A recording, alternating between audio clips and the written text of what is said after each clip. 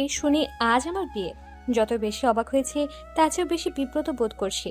আচমকা নিজের বিয়ের কথা শুনলে কেমন লাগে, কিন্তু ব্যাপার সেটা নয়। আসল কথা হচ্ছে বর নাকি সেকেন্ড লেফটেন্যান্ট, বিদ্যুতের খুঁটির মতো লম্বা। আর আমার যে উচ্চতা, তার পাশে দাঁড়ালে মনে হবে ল্যাম্প পোস্টের নিচে বন মানুষ দাঁড়িয়ে। চেঁচামেচি শুরু করে দিলাম। আম্মু বলল, ছেলে খুব সুন্দর, তোর পছন্দ হবে। আচমকা বিয়ে কেন? বিয়ের অনুমতি পাইছে। আর তাছাড়া ছেলের আব্বা আম্মা এই সপ্তাহেই হজে যাওয়ার সিদ্ধান্ত নিয়েছে, এই জন্যই। কিন্তু আম্মু, ছেলের হাইট এত বেশি যে আমাকে তার পাশে মানাবে না। ছেলে যখন রাজি, তোর অসুবিধা কি? ছেলে নিশ্চয়ই মানসিক সমস্যাগ্রস্ত। ছেলে ভালো, সে বাবার মতের বাইরে যাবে না। ওর বাবার ইচ্ছে তোকে মেয়ে বানাবেন। তাহলে তুমি বরং ওই মুরব্বিকে বিয়ে করে ফেলো, আমি ওনাকে আব্বা বলে ডাকবো। আম্মু ভেবাচাপা খেয়ে গেল। পাগলি, এমন পাত্র হাতছাড়া করলে পাপ হবে। আমাকে আর কিছু বলার সুযোগ না দিয়ে আম্মু বেরিয়ে গেল।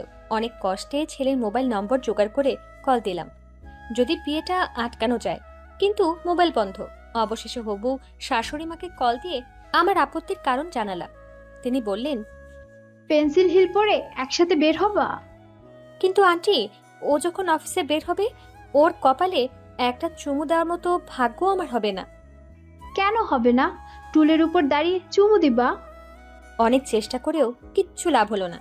পাত্রের নাম তন্ময়, সবারই খুব পছন্দ হয়েছে। আমি পড়েছি মহাযন্ত্রণায়। কিছুদিন আগে এক বৃদ্ধকে অসুস্থ অবস্থায় হাসপাতালে নিয়ে গিয়েছিলাম, তাদের রক্ত দিয়ে সাহায্য করেছিলাম। তিনি এখন আমার শ্বশুর হওয়ার ইচ্ছে পোষণ করেছেন। হজ করতে যাবেন। সকলেই তার ইচ্ছাকে প্রাধান্য দিয়ে বিয়েতে মত দিয়েছেন। আমার ব্যাপারটা কেউ বুঝলই না। কবুল বলার পর একসাথে খেতে বসলাম। তখন আমার বরকে ভালোভাবে দেখলাম। ওর চোখে যেন আগুন ঝরছে। হয়তো ওকেও জোর করে রাজি করানো হয়েছে, জানি না কি আছে কপালে। রাত 10:30টায় শ্বশুর বাড়িতে পৌঁছালাম। ফ্রেশ হয়ে রুমে আসলাম। আমার আখাম্বা বর রুমে ঢুকতে আমাকে আপাতমস্তক দেখতে লাগলো। তারপর বলল, শর্ট মেয়েদের ব্যাপারে আমার অ্যালার্জি আছে, আর তুমি আমার শর্ট বউ, তুমি এখন মহা অ্যালার্জি। জেনে শুনে বিয়ে করেন নাই? বিয়ের কথা অনেক আগেই শুনেছি, শর্ট বলে কন্টাক্ট করার ইচ্ছে হয়নি। তাহলে বিয়ে করলেন কেন? আজব তো, আমি তো আজ সকালে উঠে জানতে পারলাম আমার বিয়ে। তুমি তো ইন্টেলিজেন্ট গার্ল, ছেলে ডিফেন্সে জব করে শুনেই নাচতে নাচতে রাজি হয়ে গেলা। নিজের হাইটটা দেখবা না? অনেক চেষ্টা করেছি, কাজ হয়নি। আপনার অ্যালার্জি থাকলে বিয়ে করার কি দরকার ছিল? বাবাকে বলতে পারতেন না কথাটা? আব্বু হজে যাচ্ছেন, শেষ ইচ্ছা পূর্ণ করব না? তাহলে এখন আমাকে কথা শোনাচ্ছেন কেন? আর আপনার বাবা তো আমায় দেখেছেন, তিনি কেন একটা শর্ট মেয়ের সাথে ছেলের বিয়ে দিতে গেলেন? ওই যে রক্তের ঋণ শোধ করবেন বলে। এভাবে ঝগড়া করতে থাকলে ঋণ শোধ হবে? তাহলে কি তোমাকে নিয়ে শুয়ে পড়বো? আপনি কি করবেন জানি না, আমি শোবো, ঘুম পাচ্ছে। আমার ভিতরে আগুন জ্বলছে আর তোমাকে ঘুমাতে দিব? তাহলে কি ফায়ার সার্ভিস ডাকবো? যা খুশি করো, আমি তোমাকে মেনে নিতে পারবো না, ব্যাস। তাহলে ডিভোর্স দিয়ে দিন। ডিভোর্স দেওয়ার জন্য বিয়ে করেছি? তাহলে কি ঝগড়া করার জন্য বিয়ে করেছেন? না, রক্তের ঋণ শোধ করার জন্য বিয়ে করেছি। ছাড়তেও চান না, মারতেও চান না, একটা সিদ্ধান্ত তো আসতেই হবে। বাহ, বিয়ের রাতেই ডিভোর্স চাইছো? লক্ষ্মী মেয়ে তো তুমি। দেখুন, আমার দিক থেকে কোনো অসুবিধা নাই, আপনি তো অপমান করছেন। তাহলে কি করব? নিজের হাইটটা তো দেখবা। অনেক চেষ্টা করেছি বিয়ে আটকাতে, পারিনি। যদি আমার বয়ফ্রেন্ড থাকতো অবশ্যই পালিয়ে যেতাম। আপনার গার্লফ্রেন্ড ছিল না? ছিল, ইভেন এখনো আছে। পুরো ক্যাটরিনা কাইফের মতো দেখতে, হাইট 5 ফুট 5 ইঞ্চি। আবারও আমাকে অপমান করছেন। আপনি কি চাচ্ছেন আমি নিজেই আপনাকে ছেড়ে দেই? যদি বলি তাই। ওকে, আপনার আব্বা আম্মা হজ থেকে ফিরে আসুক, দেন সিদ্ধান্তে আসা যাবে। ওকে, ডান। আমি ব্যাগ থেকে হেডফোন বের করে গান শুনতে শুরু করলাম। এরকম কিছু ঘটতে পারে ভেবে সারাদিনে নিজেকে প্রস্তুত করেই রেখেছি, যাতে এখন কষ্ট না হয়। তন্ময় চিৎকার করে বলল, কোথায় শোবো? চিল্লাচ্ছেন কেন? 4বার বলেছি, শুনতে পাওনি? আমার পাশে ঘুমান। ইম্পসিবল। তাহলে ওয়াশরুমে গিয়ে ঘুমান। কথা কম বলবা, এটা আমার বাড়ি। আমি এবারের বউ। চুপ করে গান শুনতে লাগলাম। দু চোখ বন্ধ করে গান শুনছিলাম। তন্ময় কি করেছে সেটা দেখার জন্য এক চোখ মেলে তাকালাম। ও ফোনে কথা বলছে, নিশ্চয়ই ওর সে ক্যাটরিনা কাইফের সাথে। মনে একটা প্রশ্ন জাগলো, ক্যাটরিনার তো বয়স অনেক হয়েছে, এত নায়িকা থাকতে ক্যাটরিনার সাথেই তুলনা করলো। ওর গার্লফ্রেন্ড কি তাহলে বয়স্ক মহিলা? হতেও পারে, আমার বরের বয়স তো আর কম হয়নি। প্রশ্নটা তোলা থাক, পরে জিজ্ঞেস করব। অনেক চেষ্টা করছি ঘুমাতে, কিন্তু ঘুম আসছে না। ঘুম না আসাটাই স্বাভাবিক, বাসর রাত বলে কথা, কিন্তু এ কেমন বাসর? এটাকে তো কালো রাত 2 বলা উচিত। রাত 1টা, খুব ক্ষুধা লেগেছে। এটা আমার বদভ্যাস, খুব রেগে গেলে খাবার গিলতে থাকি। এখন খুব রেগে আছি, তাই খাবারের জন্য দাঁত কিরমির করছে। কিন্তু এ বাড়িতে ফ্রিজ কোথায় জানি না। এত রাতে কাউকে খাবার কথা বললে ব্যাপারটা বাজে হয়ে যাবে। তার চেয়ে বরং নিজের রাগ কমাই। রাগ কমালে খাবার ইচ্ছাটাও কমে যাবে। রাগ কমানোর চেষ্টা করে লাভ কিছুই হচ্ছে না। রাগগুলো সব মেপে জেদে অবরোধ ডেকে বসেছে। মনে মনে রাগগুলোকে কয়েকটা ভাগে ভাগ করলাম। 1 ভাগ রাগ মা বাবার প্রতি, 1 ভাগ রাগ শ্বশুর শাশুড়ির প্রতি, আরেক ভাগ রাগ আমার আকাম্বা বরের প্রতি। যাক, এখন কিছুটা হালকা লাগছে। তন্ময় এসে বিছানায় শুয়ে পড়ল। আমি অন্যদিকে সরে ওকে জায়গা করে দিলাম। হেডফোনটা খুলে রাখলাম। অনেকক্ষণ পর তন্ময় বলল, আমাকে ডিস্টার্ব করবে না, ঘুমাবো আমি। ডিস্টার্ব করব কেন? অধিকার খাটানোর জন্য। করতেও পারি। আমাকে কেউ কিছু নিষেধ করলে সেটার প্রতি আকর্ষণ বেড়ে যায় আমার। তোমার আকর্ষণ এমনিই কমবে, আব্বু আম্মু চলে যাক, আকর্ষণ টের পাবা। আহারে, কি সৌভাগ্য আমার। তন্ময় দাঁতের দাঁত চেপে বলল, সেটা পরেই টের পাবা। ওরা চলে যাওয়ার পর তোমার মুখ আর আমি দেখতে চাই না। ওকে, তাহলে মুখোশ পরে থাকবো। আমার হাত পা চুল এগুলো দেখবেন। তন্ময়ের রাগ আরো বাড়ছে আর আমার রাগ কমছে। ব্যাপারটা কি বুঝলাম না। তন্ময় উঠে বসে বলল, ঘুমাতে দিবা না বুঝছি। বাসর রাতে কেউ ঘুমায়? বাসর রাতের গুল্লি মারি। তন্ময় খুব রেগে গেছে। আমি বললাম, আপনি গুলি মারতে পারেন? আপনার তো রিভলভার থাকার কথা। থাকলে সেটা আমার মাথায় ঠেকিয়ে ঠুস করে দেন। আমি মরে গেলে ডেড বডি লুকিয়ে ফেলবেন। সবাই বলবে বউ পালিয়ে গেছে। এত শয়তানি বুদ্ধি পাও কই? দেখেই বুঝেছিলাম তুমি একটা চিংড়ি মাছ। চিংড়ি মাছের মাথায় ঘু থাকে, তাই না? তন্ময় ভীষণ রকম রেগে বলল। আমাকে রাগাতে ভাল লাগছে, তাই না? বিষে বিষে বিষক্ষয়, তেমনি রাগে রাগে রাগক্ষয়। Shut up. আমি একেবারে শেড ডাউন হয়ে গেলাম। বিছানার এক কোণে গুটিসুটি মেরে শুয়ে রইলাম। যদিও খুব দুষ্টুমি করতে ইচ্ছে করছে, কিন্তু এখন লক্ষ্মী মেয়ের মতো ঘুমানোটাই বুদ্ধিমানের কাজ হবে। আবারও মনে প্রশ্নটা উদয় হলো, তন্ময়ের গার্লফ্রেন্ড বয়স্ক মহিলা কিনা? আস্তে করে বললাম, ঘুমিয়ে গেছেন? কি হয়েছে? আপনার গার্লফ্রেন্ড কি বয়স্ক? ননসেন্স। আমি আর কিছু বললাম না। হায় রে, বিয়ের রাত, নিজের বিয়ে নিয়ে কত পরিকল্পনা ছিল। আব্বু আম্মু সব নষ্ট করে দিল। কখন ঘুমিয়ে পড়েছিলাম জানি না। মোবাইলের রিংটোনের শব্দে ঘুম ভাঙল। হ্যাঁ আম্মু, বলো। কি রে, এত বেলা অবধি ঘুমাচ্ছিস? তোমার জামাই এত ভালো যে থাক, বাকিটা আর বললাম না। সব ঠিক আছে? কিছু ঠিক নেই। তাড়াতাড়ি এসে আমাকে নিয়ে যাও। না রে, 2টা দিন থাক। বেআই সাহেবেরা চলে গেলে এসে অনেক দিন থাকিস। ও, আমার তো নতুন মা বাবা হয়েছে, তোমাদের দায়িত্ব তো শেষ। তাহলে কল দিচ্ছ কেন? রাগ করিস না মা, কয়েকদিন গেলেই সব ঠিক হয়ে যাবে। কল কেটে দিলাম। আজ আম্মুর সাথেও কথা বলতে ইচ্ছে করছে না। ফ্রেশ হয়ে বাইরে আসতেই শাশুড়ি মা এসে অনেক কথা বললেন, উপদেশ দিলেন। ওনাদেরকে মা বাবা বলে ডাকতে বললেন। নিজের মা বাবা ছাড়া কোনো ভাগ্নিকেও শখ করে আব্বু আম্মু বলিনি। কিভাবে সম্ভব? অনেক চেষ্টা করে বলতে পারলাম। দুজনেই খুব খুশি। বাবা আমাকে তুলে খাওয়ালেন, তারপর বললেন, এই সংসারটা আমরা দুইজনে মিলে অনেক কষ্টে আর যত্নে সাজিয়েছি। আমরা আর কয়দিনই বা বাঁচবো। আমার আর ছেলে মেয়ে নেই। এখন তুমি আর তনাই এইসব দেখবা। তনাই খুব রাগী, কিন্তু অনেক ভালো ছেলে। ওকে সামলে রেখো, একটু কষ্ট হলেও সহ্য করো, কিন্তু সংসারটা টিকিয়ে রেখো।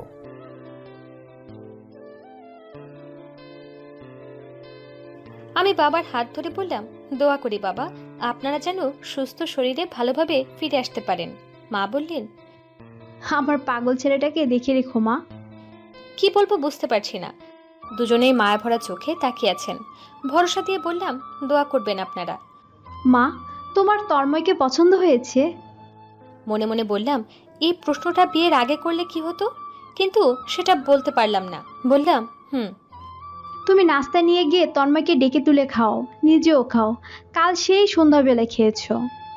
আমার কেন জানি খুব মায়া লাগছে এই মানুষ দুজনের প্রতি। বিয়ে হতে না হতে এত মায়া জন্মালো কেন?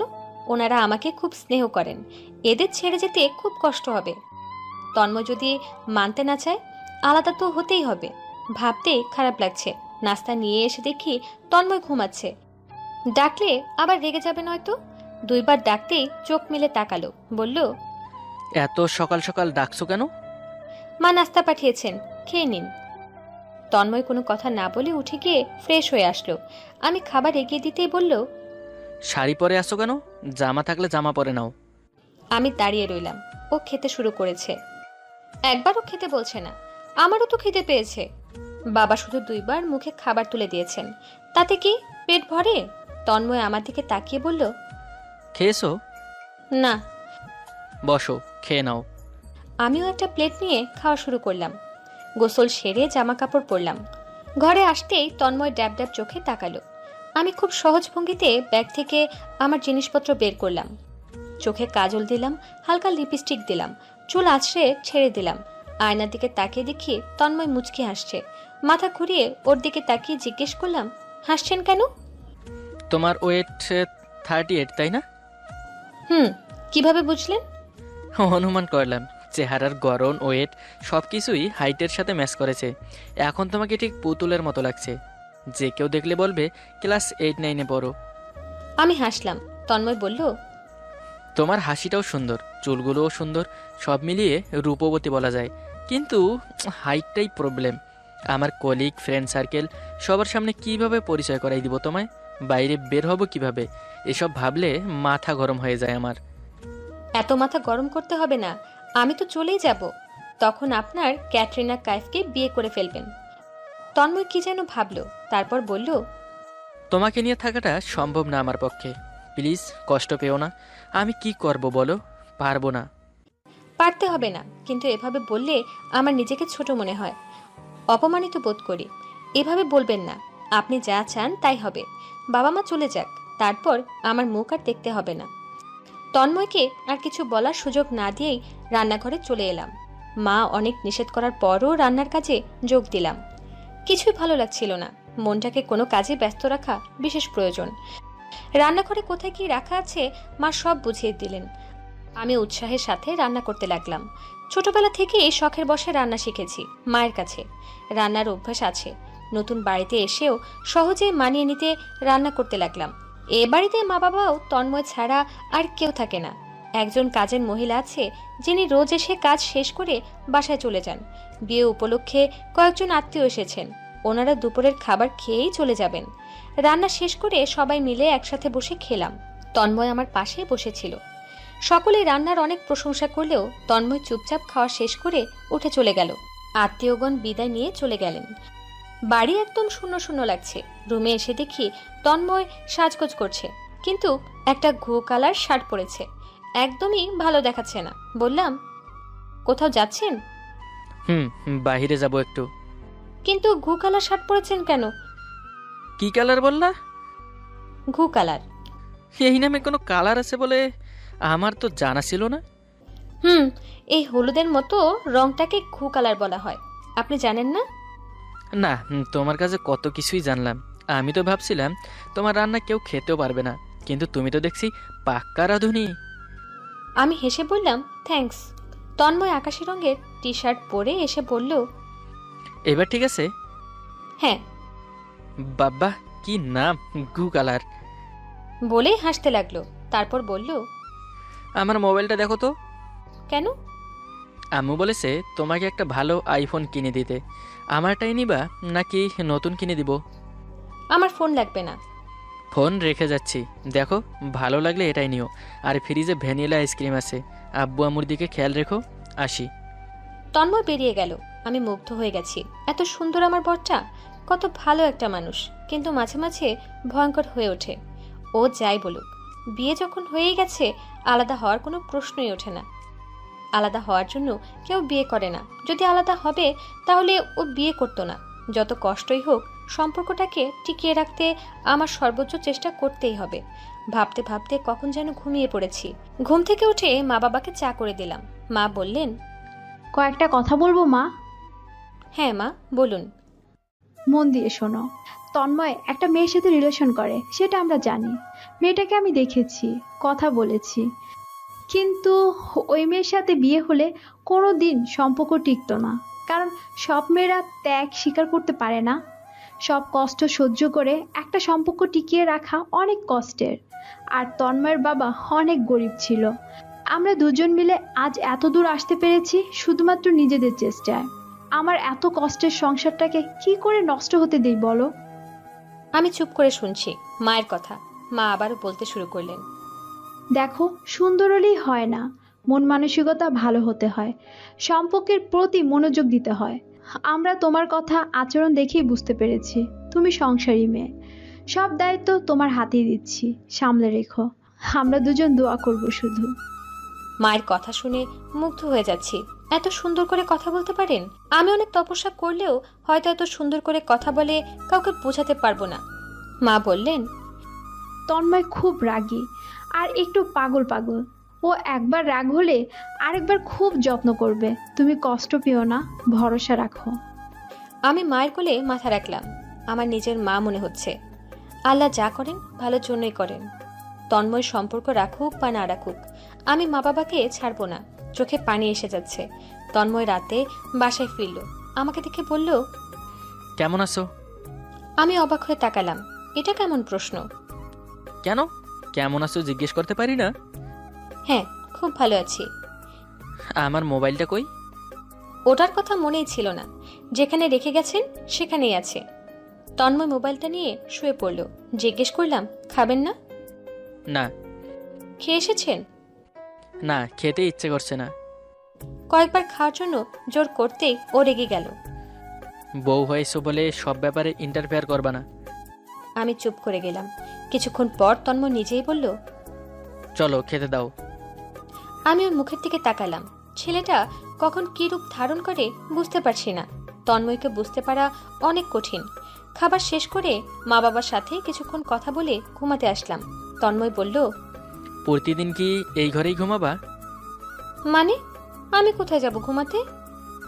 এত বড় বাড়িতে ঘুমানোর জায়গার অভাব হবে না। আব্বু আম্মু চলে গেলে আলাদা ঘুমাবা। এখন কি একসাথে ঘুমাচ্ছি? তন্ময় হাসলো। আমি লজ্জা পেয়ে চুপ করে আছি। ও ফেসবুকে ব্যস্ত, কিন্তু আমি কি করব? আমার যে ঘুম আসছে না। কিছুক্ষণ পর তন্ময় বলল, কি কি খেলতে পারো তুমি?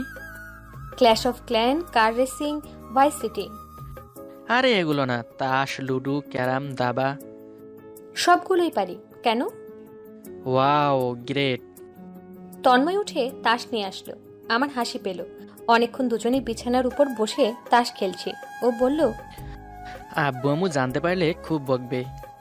কেন? আমরা তো জুয়া খেলছি না। তাস খেললে কি হবে? খেলায় তো বেশ পটু দেখছি। সব গুণই আছে। সব গুণই আছে, শুধু হাইটে খাটো। আমার মেজাজটা খারাপ হয়ে গেল। খেলার মুডটাই নষ্ট হয়ে গেল। চুপচাপ বিছানায় এসে শুয়ে পড়লাম। ঘুম ভাঙলো খুব ভোরে। চোখ মেলে তাকিয়ে দেখে তন্ময়ের ঘুমন্ত মুখ। খুব পবিত্র আর মিষ্টি লাগছে দেখতে। বেশিক্ষণ তাকিয়ে থাকা যায় না। চোখ ফিরিয়ে নিলাম। উঠে নামাজ পড়ে কাজ শুরু করে দিলাম। মা বাবা কাল চলে যাবেন। সবকিছু ঠিকঠাক মতো গুছিয়ে নিতে হবে। সারা দিন ভীষণ ব্যস্ততার মধ্যে দিয়ে কাটলো। তন্ময়ের সাথে তেমন কথা হয়নি। বিকালে কাজ শেষ করে একটু বিশ্রাম নিচ্ছিলাম। তন্ময় এসে বলল, সব কাজ কমপ্লিট? হুম। আমি একটু বাইরে যাব, বন্ধুরা ডাকছে। আচ্ছা যান। জান? আমি তোমার জান? হুম, কথা পেছেন কেন? আপনাকে যেতে বলেছি। জান বলতে আমার বই গেছে। আজ কোন শার্টটা পরবো? ঘু কালারটা পরে যান। এত রেগে আছো কেন? কই না তো, যেটা পরেছেন সেটা পরেই যান। কাল আমার আব্বু আম্মু আসবে মা বাবাকে বিদায় দিতে। আমি ওদের সাথে বাসায় চলে যাব। যেও, নিয়ম অনুযায়ী আমাকেও তোমার সাথে যেতে হয়, কিন্তু আমার এসব ফর্মালিটি একদমই ভাল লাগে না। তাছাড়া আমি মেবি পরশু থেকে ডিউটিতে যাব, তুমি একাই বাড়ি যেও। আচ্ছা। তন্ময় বেরিয়ে গেল। বিশাল বাড়িটাতে খুব শূন্য শূন্য লাগছে। তন্ময় বাসায় ফেরার পর থেকেই বেলকনিতে বসে আছে। অনেকক্ষণ ধরে ফোনে কথা বলল। তারপর থেকে মনটা খুব খারাপ মনে হচ্ছে। হয়তো ওর গার্লফ্রেন্ডের সাথে ঝগড়া হয়েছে। আমি চুপচাপ দূর থেকে দেখছি, কাছে যেতে সাহস পাচ্ছি না। গভীর ঘুমে তলিয়ে যাচ্ছি। হঠাৎ বুঝতে পারলাম তন্ময় আমার 2 পা জড়িয়ে ধরে বসে আছে। আমি এক লাফে উঠে বসলাম। জিজ্ঞেস করলাম, পা ধরে বসে আছেন কেন? মা গো, তোমার পায়ের নিচে আমার বেহেস্ত। কি কি বলছেন এসব? ফান্দে পড়া কাইন্দা বলি, এখন কি করি? সাইরে দেমা কাইন্দা বাঁচি, তোর পায়ে ধরি। আমি ভেবাচাকা খেয়ে বললাম, মাথা ঠিক আছে? আমি আপনার বউ। কয়েকবার বউ শব্দটা উচ্চারণ করে গান গাইতে শুরু করলো। প্রেম প্রীতি ভাল লাগে না, দিয়া দিছি দাড়ি, ফটকামিতে ব্যস্ত আমি আজাই রাখাম ছাড়ি, ফান্দে পড়িয়া বগা কান্দে রে। ওর গান শুনে আমি শব্দ করে হেসে উঠলাম। বললাম, খুব অন্যায় করে ফেলেছেন। আমি আপনার বউ, আর আপনি এসে কি উল্টাপাল্টা কথা বলছিলেন? তন্ময় আমার কোলে মাথা রেখে বলল, বউ, মাথায় হাত বুলিয়ে দাও। আমি ওর আচরণে অবাক হয়ে যাচ্ছি। মাথায় হাত বুলিয়ে দিতে দিতে বললাম, কি হয়েছে আপনার? তন্ময় চোখ ভয়ঙ্কর দেখাচ্ছে, চুলগুলো এলোমেলো হয়ে আছে, মায়া লাগছে দেখলে। কিভাবে যেন তাকিয়ে আছে। এত কাছে থেকে কখনো ওকে দেখিনি। মাথাটা সামান্য নিচু করতেই আর কিছু বুঝতে বাকি রইল না। প্রচণ্ড পরিমাণে রেগে গেলাম। খুব বিশ্রী গন্ধ লাগছে। ও নিশ্চয়ই মদটদ নয়তো নেশাকর কিছু খেয়ে এসেছে, এর জন্যই পাগলামি করেছে। রেগে বললাম, আপনি ড্রাগ নিয়েছেন? ড্রাগ কি গো? ড্রাগ কি, তাই না? মদ খেয়েছেন না অন্য কিছু? কি খেয়ে এসেছেন বলুন? খেয়ে আসিনি তো, এসে খেয়েছি। আমার রাগ আরো বেড়ে গেল। বললাম, কি খেয়েছেন? খাই নাই, কিচ্ছু খাই নাই, খাবো খাবো। খাবো মানে? তন্ময় আবারও গান শুরু করলো। গাঁজা খাবো আটি আটি, মদ খাবো বাটি বাটি। আমি আর রাগ সামলাতে পারছি না। তন্ময় এসব কি শুরু করেছে? নিজের চোখকে বিশ্বাস করতে পারছি না। ও বলল, মিপ্তা, হুম। খাবা? অল্প একটু পেটে পড়লে জগৎ সুন্দর হয়ে যাবে। চুপ করুন, আমার কোলে মাথা রাখবেন না। উঠুন, আমি মা বাবাকে ডাকবো। তন্ময় উঠে গিয়ে আলমারি খুলে একটা বোতল বের করে ঢকঢক করে গিলল। আমি একদম নিশ্চুপ। আমি কি করব বুঝতে পারছি না। তন্ময়ের পাগলামি বেড়েই চলেছে। এমন সব পচা গান গাওয়া শুরু করেছে যে যা অসহ্য লাগছে। চুপচাপ দেখতে লাগলাম। তন্ময় এসে আমার পাশে বসলো। বলল, জানো মিপ্তা, আমি ছোট থেকেই ঘুমালে স্বপ্ন দেখতাম এক ঝাঁক পরী আমাকে নিয়ে যাচ্ছে। রোজই নিয়ে যেত, কিন্তু ওরা সবাই আমাকে বিয়ে করতে চাইতো। এজন্য ওই স্বপ্ন আর দেখি না। আমি হেসে উঠলাম। ওর এই অদ্ভুত অদ্ভুত কথা শুনতে ভালোই লাগছে। তন্ময় বলল, আমার না খুব বাথরুম পেয়েছে, বাথরুম করব। বাথরুমে যান। না, এখানেই বাথরুম সারবো। কি? আমার চোখ কপালে উঠে গেল। ও বলল, ছোটবেলায় তো রুমেই করতাম, আম্মু পরিষ্কার করতো। এখন তুমি আমার সহধর্মিনী, আমার সেবাকারী, এখন তুমি পরিষ্কার করবা। আপনি কি পাগল হয়ে গেলেন? তোমরা সবাই আমাকে পাগল বলছো। আমার জিওপো আজকে আমাকে পাগল বলেছে, কিন্তু আমি তো পাগল নই।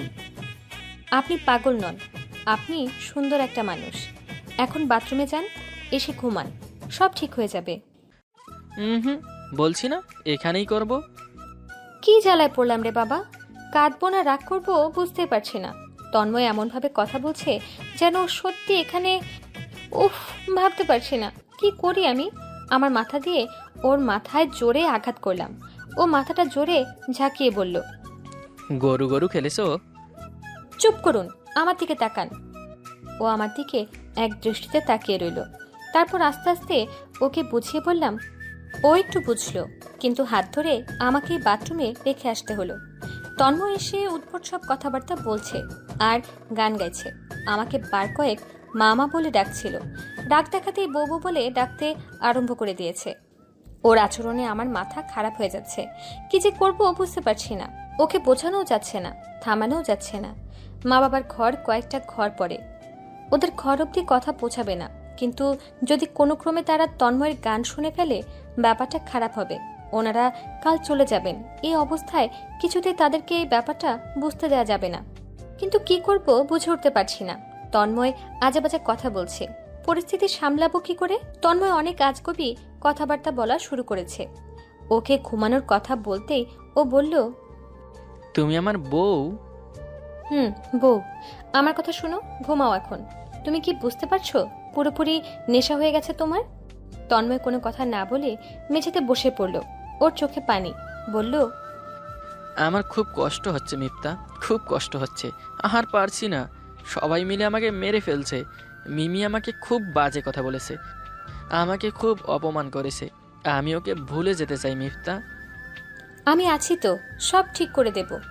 কাঁদবা না তো, ছেলেরা কখনো কাঁদে না।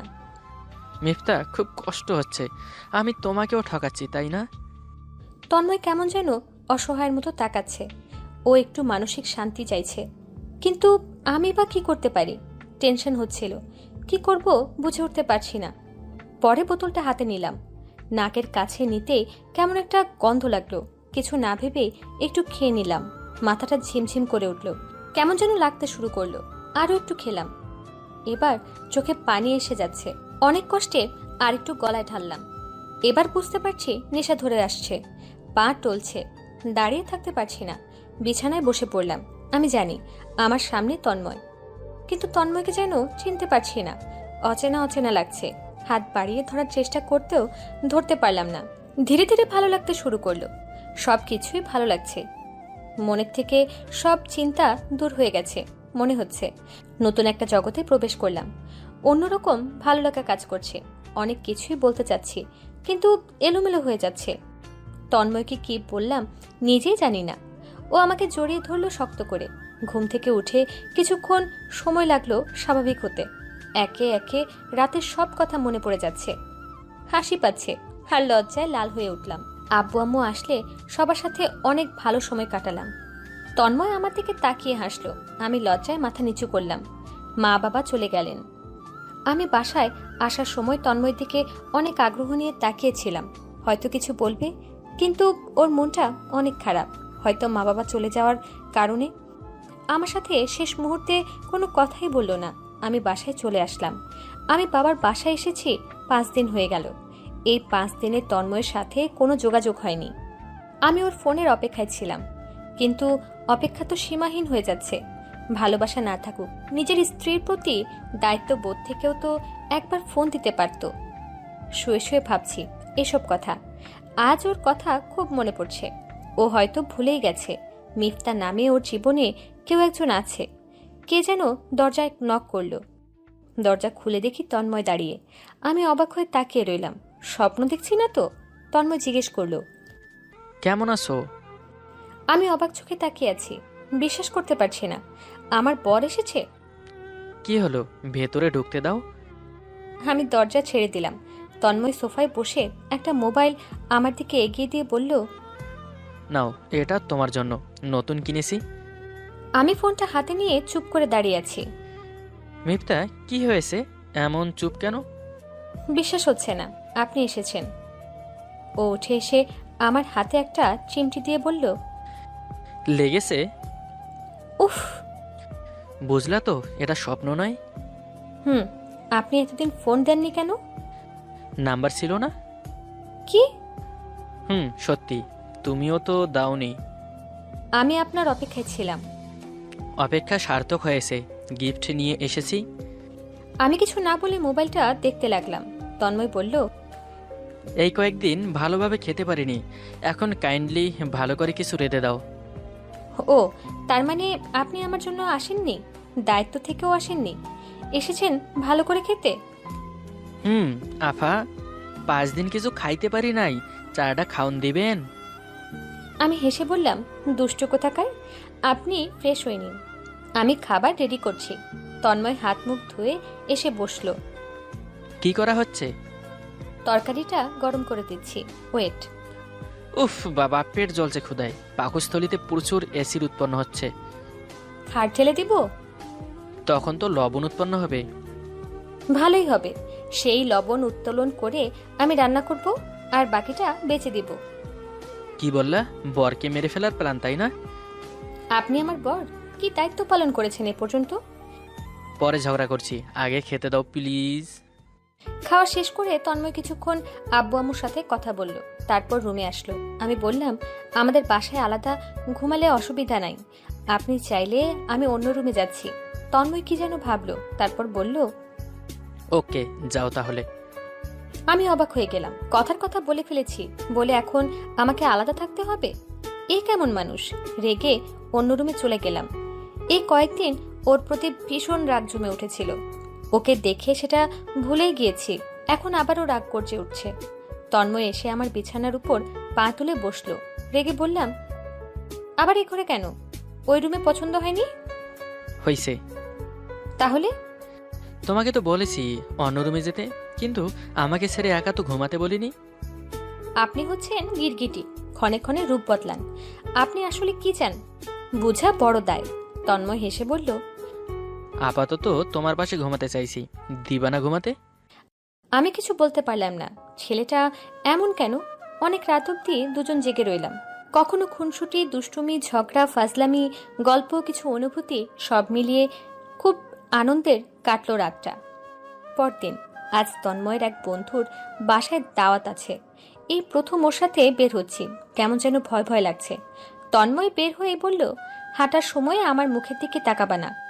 তুমি মাথা উপরে তুলে আমার দিকে তাকাও, ব্যাপারটা দেখলে হাসি পায়। আমি কিছু বললাম না, শুনতে খারাপ লাগলেও চুপচাপ শুনে গেলাম। বিয়ের প্রথম রাত থেকেই ওর মুখে এমন কথা শুনতে শুনতে অভ্যাস হয়ে গেছে। ওর বন্ধুর বাসায় পৌঁছালাম। সকলেই উৎসাহের সাথে আমাদের অভ্যর্থনা জানালেন। বেশ ভালোই লাগছে। আরও অনেকে এসেছেন, তাদের প্রায় সকলেই তন্ময়ের কলিগ। তন্ময় সবার সাথে আমার পরিচয় করিয়ে দিল। আমার মনটা ভীষণ ভালো লাগছে। আশঙ্কা ছিল তন্ময় আমাকে নিয়ে বিব্রত বোধ করবে, কিন্তু ওকে দেখে মনে হচ্ছে ও খুব আনন্দ করছে। আমার আনন্দ দ্বিগুণ হয়ে গেল ওর মুখের হাসি দেখে। এমন সময় তন্ময়ের গার্লফ্রেন্ড মিমি আসলো। মিমিও থাকবে এখানে এটা আমি জানতাম না। তন্ময় বলল, আমাকেও বলা হয়নি মিমি আসবে এখানে, জানতে পারলে এখানে আসতাম না। ওকে আজকাল অসহ্য লাগে। তন্ময়ের মুখে এই কথা শুনে স্বস্তি পেলাম। অনেকক্ষণ ধরে তন্ময় ও মিমি দূরে দাঁড়িয়ে কথা বলছে। তন্ময়কে দেখে মনে হচ্ছে ও খুব উত্তেজিত, রেগে গেছে ভীষণ। ওকে সামলাতে হবে, কিন্তু আমি ওখানে গেলে হয়তো আরো বেশি রেগে যাবে। দূরে দাঁড়িয়ে দেখতে লাগলাম। তন্ময়ের একজন বন্ধু এসে বলল, আপনি এখানে কেন? তন্ময়কে মিমি বাজে কথা বলছে, ওখানে চলুন। কিন্তু ও হয়তো রেগে যাবে। মিমির বিহেভিয়ার সুবিধা না, আপনি আসুন তো। ওদের পাশে গিয়ে দাঁড়াতেই মিমি আমাকে উদ্দেশ্য করে বলল, শর্ট হলে কি হবে, তামিল নায়িকা বটে। আমি বুঝতে পারলাম আমার ব্যাপারেই কিছু বলা হচ্ছিল। ইচ্ছে করছে এখান থেকে সরে যাই, কিন্তু তন্ময়কেও নিয়ে যেতে হবে। মিমি তন্ময়কে বলল, আচ্ছা, তোমার মনে আছে একবার সরকারি কলেজের এক মেয়ে তোমায় প্রপোজ করছিল, আর তুমি কি জবাব দিছিলা? তন্ময় বলল, অনেক মেয়েই আমাকে প্রপোজ করেছিল, এসব ছোটখাটো ব্যাপার আমি মনে রাখি না। তাহলে মনে করিয়ে দেই, তুমি বলছিলা নিজের হাইটটা ফিতা দিয়ে মাপিও। দেশে অনেক বাইটা পোলাপাইন আছে, তাদের কাউকে খুঁজে নিও, আমি তোমার জন্য না। আমি মনে মনে ভীষণ রেগে গেলাম। ও আমাকে অপমান করছে, সেই সাথে তন্ময়কেও। তখন বুঝিনি, এখন বুঝি উচ্চতা কোনো ব্যাপার না। ব্যাপার না? তুমি যদি হাফ টিকিট হতে তাহলে কি ডিফেন্সে আসতে পারতে? আমাদের ক্যান্টনমেন্ট এরিয়ার একটা শর্ট মানুষ খুঁজে বের করো দেখি। তন্ময় রেগে বলল, আমি তোমার সাথে কথা বলতে চাইছি না, আমাকে বিরক্ত করো না। তাই নাকি? বউ পেয়েছো বলে? তন্ময়, এই মেয়েটার মাঝে কি আছে? আমি প্রচন্ড রেগে গেলাম। চুপচাপ শুনে যাচ্ছি আমার বর কি বলে সেটা শোনার জন্য। মিমি উপহাস করেই চলেছে। তন্ময়ের বন্ধু তাসিন বলল, মিমি, লিমিট ক্রস করিও না। আমার আর তন্ময়ের মাঝে কখনো কোনো লিমিট ছিল না, কিন্তু এখন আছে। মিথ্যা সব সহ্য করে যাচ্ছে, তুমি ওকে এভাবে অপমান করতে পারো না। কেন পারি না? তন্ময়ের সাথে আমার অ্যাফেয়ার দীর্ঘ সময়ের। তন্ময় আমাকে ঠকিয়ে একটা পুষকে মেয়েকে বিয়ে করবে, আর আমি চুপচাপ দেখব? তাহলে কি তোমাকে বিয়ে করা উচিত ছিল? তন্ময়ের বউ হওয়ার যোগ্যতা তোমার নাই মিমি। তন্ময় যেমন পরিবারের ছেলে, তুমি কোন দিক দিয়ে তার কাছে ঘেঁষতে পারবে না, কারণ তোমার মন মানসিকতা অত্যন্ত নিম্নমানের। আমি চুপ করে আছি। তাসিন ভাইয়ার জবাবটা ভালো লেগেছে। তন্ময় রাগে ফুঁসছে। মিমি রেগে বলল, তাই নাকি? এই মেয়েটার যোগ্যতা আছে? আছে। মিফতার বিহেভিয়ারেই আমরা বুঝে গেছি। আর ও শুধুমাত্র একটু শর্ট, কিন্তু অন্য দিক দিয়েই ওর উচ্চতা অনেক অংশে কম নয়। বাহ, ওর হয়ে এত কথা বলছো যে? ন্যায় অন্যায় বোধটা আমাকে খুব নাড়া দেয়। কেউ অন্যায় কথা বললে আমি চুপ থাকতে পারি না। আর তুমি বারবার শর্ট করছো কেন? আমি যাকে ভালোবাসি তার সাথে আমার ফেসবুকে পরিচয়। ওর হাইট আমি জানতাম না। আমি ওকে সত্যিই ভালোবাসি। যখন দেখা হলো তখন দেখি ও আমার চেয়ে অনেক শর্ট। তাই বলে কি আমি ওকে ছেড়ে দেব? আমার ফ্যামিলি না ছেলেও আমি ওকেই বিয়ে করব। আর এখানে মিথ্যা তন্ময়ের বিয়ে করাবো। নিজের ভালোবাসা বলতে ছাড়তে পারবো না। আর আমাদের এত বছরের রিলেশন, আমিও তো তন্ময়কে অনেক ভালোবাসি। ও আমাকে ধোঁকা দিল। আমার মাথা খারাপ হয়ে যাচ্ছে। এখানে আর থাকতে পারছি না। ভাবলাম তন্ময়কে নিয়ে চলে যাব, কিন্তু তন্ময় রেগে বলল, ভালোবাসার মানুষকে এভাবে অপমান করা যায়? অনেকবার অপমান করেছো আমাকে। আসলে তুমি ভালোবাসার মানেই বোঝো না। আমার আম্মু ঠিকই বলেছে, তোমাকে বিয়ে করলে আমি 1 মাসেরও বেশি ভালো থাকতে পারতাম না। কিভাবে এতদিন ধরে রিলেশন চলেছিল কে জানে। মিমি হুঙ্কার দিয়ে উঠল। পরিস্থিতি খারাপের দিকে যাচ্ছে।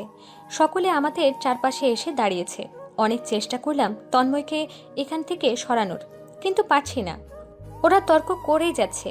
তাসিন ভাইয়াও অনেক চেষ্টা করলেন, কিন্তু কেউই থামল না। এক পর্যায়ে মিমি তন্ময়ের কলার টেনে ধরে হুমকি দিল। আমি আর নিজেকে সামলাতে পারলাম না। মিমির সামনে দাঁড়িয়ে বললাম, শুধু লম্বাই হয়েছ, বিবেক বুদ্ধি হাঁটুর উপরে ওঠেনি। কোন পরিবেশে কার সাথে কিভাবে কথা বলা উচিত সেটাও জানো না। এত লম্বা হয়ে কি লাভ তোমার? নিজের উচ্চতা কথায় প্রমাণ করে দিলে, আজ পার্টিটাই নষ্ট করে দিলে। সকলে নিশ্চুপ হয়ে গেছে আমার কথায়। রাগে মাথায় কি যে বললাম। আর এখানে থাকা যাবে না। তন্ময়কে নিয়ে বাইরে বেরিয়ে আসলাম। আমার খুব মন খারাপ, রাগও হচ্ছে প্রচুর।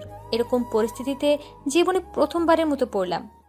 আমার উচ্চতার জন্য কখনো কোথাও অপমানিত হতে হয়নি। আজ বিয়ে করে এভাবে অপমানিত হলাম। আমার কি অপরাধ ছিল? তন্ময়ের পাশে দাঁড়িয়ে থাকতেও আর ইচ্ছে করছে না। তন্ময় বলল, থ্যাঙ্কস মিপ্তা, তুমি ব্যাপারটা শেষ করে না দিলে হয়তো আরও খারাপ হতো। আমি খুব রাগী, জানোই তো। এত বেশি রেগে গিয়েছিলাম, আর একটু হলেই তো ওকে থাপ্পড় লাগাতাম। আমি চুপ করে আছি। তন্ময়ের কথা শুনতে ইচ্ছে করছে না। তন্ময় বলল, আমি তো ভেবেছিলাম তুমি পাবলিক প্লেসে কথাই বলতে পারো না, কিন্তু তুমি তো দেখছি যোগ্য জবাব দিতে পারো। আমার রাগ বেড়ে যাচ্ছে, নিজের উপর, তন্ময়ের উপর, আর আমার পরিবারের উপর। আমার কাউকেই চাই না। আমি আমার অবস্থাতেই অনেক ভালো ছিলাম। হঠাৎ বিয়েটা হয়ে সব সময় অপমানিত হচ্ছি। তন্ময় আমার হাত ধরে বলল, আমার মিষ্টি বউ। আমি ওর হাত সরিয়ে দিয়ে বললাম, আমি আমার মতো থাকতে চাই। আপনার তো আমাকে নিয়ে অনেক অসুবিধা হয়। আজ থেকে আর হবে না। কি বলছো এসব? বলেছিলেন মা বাবা চলে যাওয়ার পর থেকে আর আমার মুখ দেখতে চান না, আর দেখতে হবে না বলেই হাঁটা শুরু করলাম। তন্ময় ছুটে এসে অনেক কথাই বলল। ওকে বললাম নিজের বাসায় চলে যেতে। আমি একাই অনেক ভালো ছিলাম। তন্ময়কে রেখেই সিএনজিতে করে বাসায় চলে আসলাম। চোখ দুটো আর বাধা মানছে না। অবহেলা, অপমান, রাগ সব মিলিয়ে অনেক বড় আঘাত পেয়েছি। অজস্র চোখের জলে ব্যথাটাকে ভুলতে চাই। রাত 1টা। অনেক চেষ্টা করেও ঘুমাতে পারছি না। বারবার শুধু আজ দিনের ঘটনাটা মনে পড়ে যাচ্ছে। আমার জীবনের সবচেয়ে খারাপ সময় পার করেছি আজ। তন্ময়ের প্রতি ভীষণ রাগ হচ্ছিল, তাই ওকে ছেড়ে চলে এসেছি। এখনো কোথায় আছে জানি না। বারবার মনে পড়ে যাচ্ছে ওকে। এভাবে ছেড়ে চলে আসাটা উচিত হয়নি। বিয়ের পর প্রথম দিকেও ও আমাকে সহ্য করতে পারতো না। সে নিজেই কাল আমার দুয়ারে এসে দাঁড়িয়েছিল। আমার জন্য দামি ফোন কিনে এনেছিল, বন্ধুর বাসায় বেড়াতে নিয়ে গেছে, আর গত রাতের মতো সুন্দর একটা রাত উপহার দিয়েছে। আমার প্রতি কিছুটা হলেও তার ভালোবাসা জন্মেছে। ভাবতে ভাবতে মন ভালো হতে শুরু করলো। তন্ময় দেয়া মোবাইলটা হাতে নিয়ে দেখতে লাগলাম। গ্যালারিতে ঢুকেই দেখি তন্ময়ের 500টা ছবি। অন্যরকম এক ভালো লাগা কাজ করলো। ও সারাক্ষণ কাজে ব্যস্ত থাকবে, আর আমি এই ছবিগুলো দেখে ওর কথা ভাববো। আমার জন্য এতগুলো ছবি উপহার। ভালোবাসা না থাকলেও এটা করতো না। খুশি মনে ওর সব ছবি দেখতে লাগলাম, বিভিন্ন ভঙ্গিতে তোলা ছবি। এখন আর মন খারাপ ভাবটা নেই, বেশ ভালো লাগছে। কিন্তু তন্ময় এখন কোথায়? বাসায় কেউ নেই। একা একা সেখানে কি করছে কে জানে। হয়তো না খেয়ে ঘুমিয়ে পড়েছে, আর নয়তো জেগে বসে আছে। আর থাকতে পারলাম না, কল দিয়েই ফেললাম। কিন্তু ওর নাম্বার বন্ধ। পরপর অনেকবার কল দিলাম, বন্ধ দেখাচ্ছে। ভীষণ চিন্তা হচ্ছে, হয়তো আমার প্রতি রাগ করেছে। ওর ছবিগুলো দেখতে দেখতে ঘুমিয়ে পড়লাম। ঘুম থেকে উঠেই তন্ময়কে কল করলাম, নম্বর এখনো বন্ধ। মনটা খারাপ হয়ে গেল।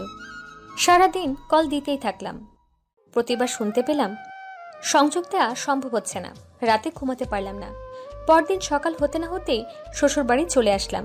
এখন ওকে বাসায় পাওয়া যাবে, এত সকালে নিশ্চয়ই ডিউটিতে যায়নি। কিন্তু বাসায় এসে দেখি মেইন দরজা তালাবদ্ধ। তার মানে তন্ময় বাসায় ছিল না। ও কোথায় থাকতে পারে সেই ধারণা আমার নেই। মন খারাপ করে বাসায় চলে আসলাম। 3 দিন ধরে ওর কোনো খোঁজ পাচ্ছি না। প্রতি মুহূর্তে খুব মনে পড়ছে ওকে। এই 3 দিনকেই অনেক দীর্ঘ সময় মনে হচ্ছে। মা বাবা অনেক ভরসা করে আমার উপর দায়িত্ব দিয়ে গেছেন। তারা যদি এই মুহূর্তে ফোন দিয়ে তন্ময়ের ব্যাপারে জিজ্ঞেস করে, আমি কি জবাব দেব? তন্ময় তো আমার কাছে এসেছিল, আমি নিজেই ওকে ছেড়ে চলে এসেছি। বুক ফেটে কান্না আসছে, ভীষণ রাগ হচ্ছে নিজের প্রতি। মোবাইল বেজে উঠল, তাকে দেখি তন্ময়ের নাম্বার থেকে কল। রিসিভ করেই কেঁদে ফেললাম। তন্ময় শুধু বলল, মিপ্তা। ওর কণ্ঠ শুনেই স্বস্তি পাচ্ছি। বললাম, কি হয়েছিল আপনার? কোথায় হারিয়ে গিয়েছিলেন? ভিডিও কল দেই প্লিজ। দিন। তন্ময় ভিডিও কল করলো। ওকে দেখে ভয় পেয়ে গেলাম। এ কি ভয়ঙ্কর চেহারা হয়েছে! বুঝতে পারলাম ও হসপিটালে বেডে শুয়ে আছে। বিপদের আশঙ্কায় বুকটা কেঁপে উঠল আমার। তন্ময় বলল, সরি মিপ্তা। আমি কাঁদতে কাঁদতে বললাম, আপনার কি হয়েছে? অ্যাক্সিডেন্ট। ওকে দেখে আমার ভীষণ কষ্ট হতে লাগলো। তন্ময় বলল, এই কদিন আমি অচেতন অবস্থায় ছিলাম, তোমাকে কল দেওয়ার মতো কেউ ছিল না। আমি অনেক ট্রাই করেছি। বললাম তো আমি অচেতন অবস্থায় ছিলাম, হুঁশ ছিল না। কিভাবে এমন হলো? আপনার কি খুব কষ্ট হচ্ছে? এখন কেমন আছেন? এত প্রশ্ন! তুমি আসো আমার কাছে, কষ্ট হচ্ছে আমার। ফোনটা রেখে তন্ময়ের প্রিয় খাবার রান্না করলাম। নিজের প্রতি খুব রাগ হচ্ছে। মা বাবা অনেক দূরে আছেন। তন্ময়ের আপন বলতে এখন শুধু আমিই আছি। আমি ওর বিপদে পাশে নেই। তন্ময় আমাকে দেখে মানসিক শান্তি পেয়েছে বুঝতে পারছি, কিন্তু আমার খুব কষ্ট হচ্ছে। খুব করুণ অবস্থা ওর। পায়ের উপর দিয়ে গাড়ির চাকা চলে গেছে। ওর কষ্টটা আমিও অনুভব করছি। বুক ফেটে কান্না আসছে। ও কথা বলতে পারছে, হাত নাড়াতে পারছে, কিন্তু উঠে বসতে পারছে না। ওঠার শক্তি নেই। পা দুটোর কথা ভেবে ডুকরে কেঁদে উঠলাম। আমার বর, আমার সবচেয়ে আপনজন, ওর এই অবস্থা আমি মেনে নিতে পারছি না। অনেক কষ্টে হালকা কিছু খেতে পারলেও আমাকে কাছে ডাকতেই ওর পাশে গিয়ে বসলাম। ও বলল, মিপ্তা, তোমার হাতটা একটু ধরবো? আমি তন্ময়ের হাত ধরলাম। তন্ময় মায়া ভরা চোখে তাকিয়ে আছে।